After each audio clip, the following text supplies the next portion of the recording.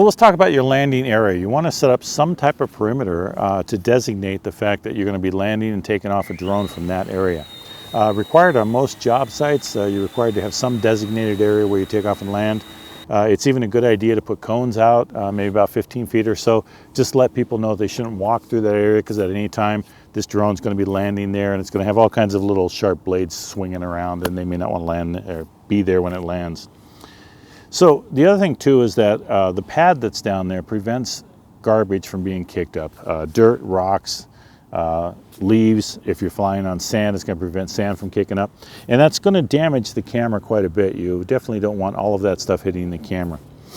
So you want to try and have some type of pad down here to prevent that from happening. Now if you're on sand, you want something even larger than this. Now this particular one is by Hoodman. It's a really nice one. It has a weighted edge here, folds up to about 1/3 its size. I've been in very high winds and this thing has never kicked up or been blown away by the wind. So it's well worth the investment. So always make sure that you have some type of landing area designated. If you have a landing pad, always use it every time you take off and land to save wear and tear on your camera and your drone.